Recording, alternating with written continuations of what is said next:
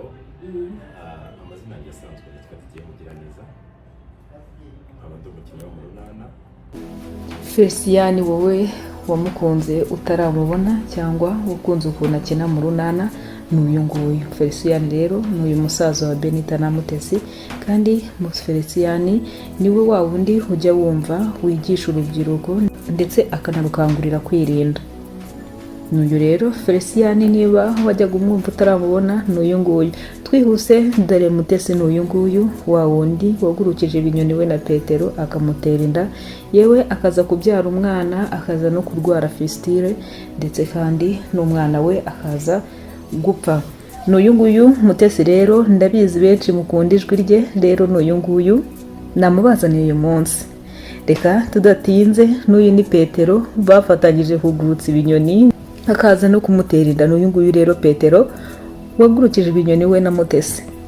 Tudatinze, uyu nguyu rero niwe Anonsiyata, umujyanama w'ubuzima, wowe wamukunze kubwo ukuntu ajya inama ndetse n'ukuntu afasha ababyeyi batwite kandi akanabagira inama z'uko bakirinda ndetse bakita no ku bana babo.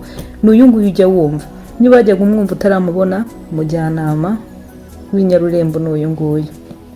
Ndebera nawe Pascal n'uyu nguyu, umugabo w'inganzwa rwose Nyarurembo. N'uyu nguyu Pascal uri kumubona ukuntu ujya ubyumva ukuntu ajya kubitwa n'umugore we Mukobwajana. Irebere nawe ukuntu angana, ariko Inyarurembo Mukobwajana aramwemeza akamukubita, nyine nta jambo bafite mu rugo rwe. N'uyu nguyu rero niba wajyaga umukunda cyangwa umukurikirana utamuzi, n'uyu nguyu Pascal. Rero abangaba ni Nadine na Patrick. Murabizi Nadine, murabizi mwese duhuje gukunda Urunana. Nadine kuri ubu ni umubyeyi ufite abana babiri, afite n'umwana mutoya yabyaranye na Patrick, nubwo yanze kumumwereka, ariko Patrick nawe muri kubyumvira yavuze ko yamutegeye mu nzira akajya kureba umwana we. Kandi murabizi ukuntu umwana mukuru we Nadine yamubyaranye na Stefano, kandi murabyibuka ukuntu Nadine yakanyujijeho akiri inkumi atarabyara, ubwo yakoraga mu kabari. Ibaze nawe ukuntu yari yarahagaritse imitima y'abagore b'Inyarurembo, umubonanye n'umugabo we kumva amumutwaye. N'uyu rero umva wari warahabije abagore bose b'Inyarurembo, umubonanye n'umugabo we akaba antwariye umugabo. N'uyu nguyu rero Nadine ndetse na Patrick wamuteye inda. Muramuzi Patrick rero akora muri salo ya Nyensi, niwe wogosha, wa wundi ukora muri salo ya Nyensi wogosha n'uyu nguyu Patrick. Niba wajyaga umwumva utaramubona, n'uyu nguyu namubazaniye. Kandi Patrick murabyuka ukuntu yashatse gutereta Nyiraneza, ariko Nyiraneza akamwangira. Patrick n'uyu nguyu rero wanzwe rwose na Nyiraneza, kandi Patrick mu bihe byashize yigeze kujya yiyitirira salo ya Nyensi, ariko abantu bose kuri ubu barabimenye b'Inyarurembo ko salo akoramo ari iya Nyensi. Uyu nguyu ni Mugisha, benshi batangazwa n'ukuntu akina ari umukozi w'Imana, ariko mu buzima busanzwe akaba ari umuyisilamu. Benshi batangazwa cyangwa bibaza ukuntu abihuza, ariko ni umwarimu mwiza Nyarurembo kandi ukangurira n'abanyeshuri gufata neza ibidukikije. N'uyu nguyu rero ndabizi ko mukunda ijwi rye, mukunda ukuntu akina.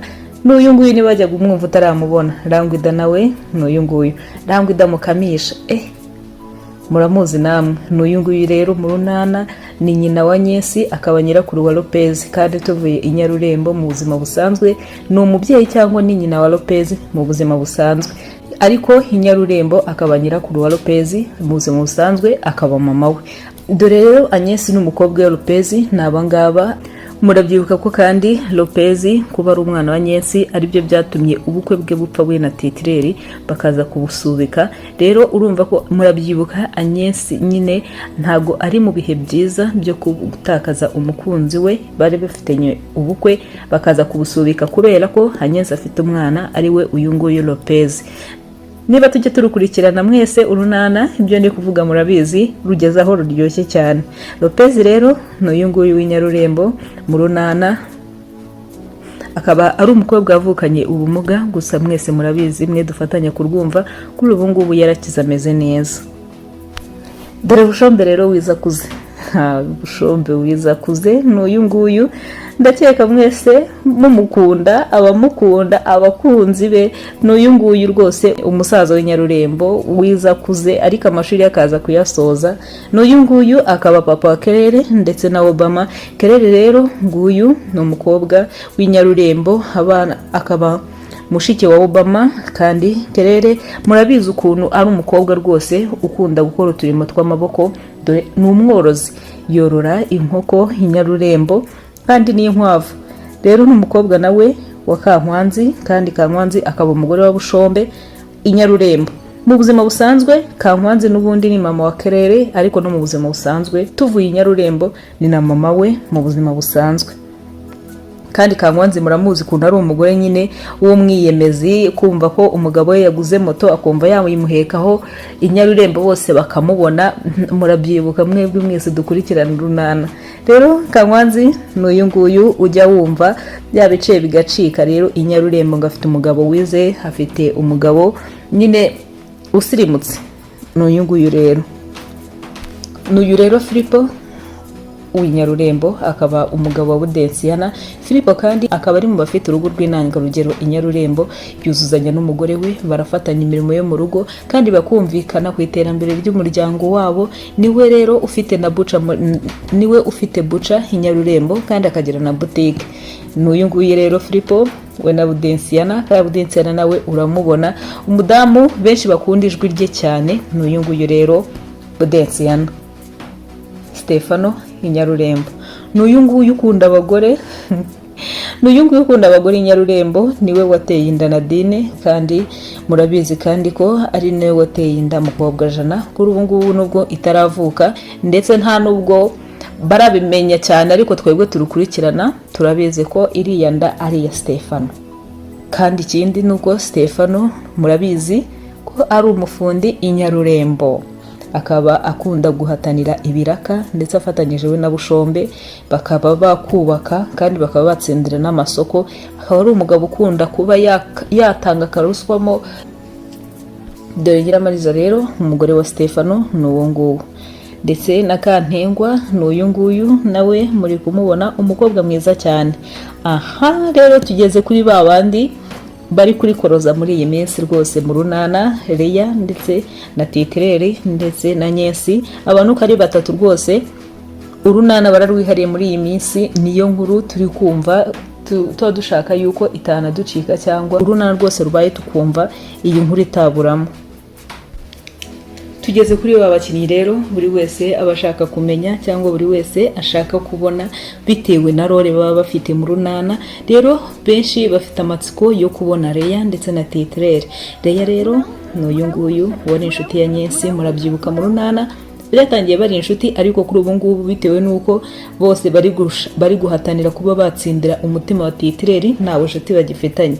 Leya rero n'uyu mukobwa w'inyarurembo bica bigacika inyarurembo rwose, uri gushaka kwigarura umutima wa Titireri. Rero umuriro waratse rwose hagati ye na Nyesi. N'uyu nguyu rero Leya wakije umuriro rwose, nawe udatuje atarabona Titireri. Chris cyangwa Titireri n'uyu nguyu rero wasajije umutima wa Leya ndetse akanasaza umutima wa Nyesi. N'uyu nguyu rero Titireri uri guhatanirwa n'abakobwa babiri bari mu ipiganwa, buri wese aramushaka. Ariko murabyibuka neza yuko byatangiye ari inshuti na Nyesi, ariko Leya akaza kubyivangamo bitewe nuko Leya yari yaje bari inshuti, akaza kumwereka umukunzi we, bigasoza Leya nawe ashatse kuba inshuti na Titireri ndetse akaza no kuba yabatandukanya nubwo atarahitamo. Ariko murabizi ko Leya nawe ari mu rwose mu bari guhatanira kuba baba inshuti na Titireri. N'uyu nguyu rero Titireri buri wese ndabizi mwari mufite amatsiko menshi yo kumubona, namubazaniye n'uyu nguyu. Karemera rero w'inyarurembo n'uyu nguyu, n'uyu mugabo muri kureba, akaba umugabo wa Honorine Inyarurembo, akaba ari nawe rero ufite icyuma gisya Inyarurembo. Ndetse na Honorine muramuzi nawe kuntu ajya mutesha umutwe nyine ngo ajye kumusaba, muribyuka ko yigeze no kumukubita bitewe n'uko utumvikana, bitewe n'uko yamuteshaga umutwe amubwira ko yajya kumusaba, ariko n'uyu nguyu umugore we niba mutarimo muzi. Ngira ngo muri kureba na Benita n'uyu nguyu, Benita n'uyu nguyu ni umuvandimwe wa Mutesi, akaba mushiki wa Felicien. Muramuzi kuntu nawe ari we ujya ukora mu kabutike k'umuryango wabo, ndetse kandi akaza no kugahuriramo na Felicien musaza we. Kose muramuzi nawe, murabona ko ari umukobwa mwiza cyane. Kandi nangira neza n'uyu nguyu wa wundi mujya mwumva afasha urubyiruko mu mahugurwa, kubigisha kwirinda, afatanyije na Felicien. Kandi hari n'igihe tujya twumva hajemo akantu gashobora no kuzabyara urukundo hagati ye na Felicien. N'uyu nguyu rero Nyiraneza, umukobwa mwiza cyane kandi ukunzwe i Nyarurembo kubera ko agira inama urubyiruko. Ngira ngo muri kubona Obama, umuhungu wa Bushombe na Kankwanzi. N'uyu nguyu akaba ari gukurikira Claire, waracyari mu mashuri ari kwiga, kandi mwebwe muzi aho urunana rugeze rwose, muzi ko nawe ari mu bari guhatanira ibihembo byo kuba bari mu marushanwa y'ibidukikije. Muraho, amazina yanjye asanzwe nitwa Didier Mugiraneza, nkaba ndi umukinnyi wo mu runana Titirere w'ibitaro, benshi bakabanza ku mazina ya Chris, ubundi ni Christian, ariko bakaba barigenda bakavuga Chris. Fata Nadine mwegere tureke iyo kapo yabijyanye. Uyu ni Patrick na Nadine. Ni umugore wawe? Nari. Ariko namutegeye mu nzira njya kumurebera mu nzira. Wowe wanamwica ndakwambiye. Naruha rwose, naruha. Ewe nzagira imiruho ya hano, kuvoma amazi, gukubura, hanyuma suga koko. Ariko ngomba no kujya gusura wa muhungu w'inshuti ya Vesitine.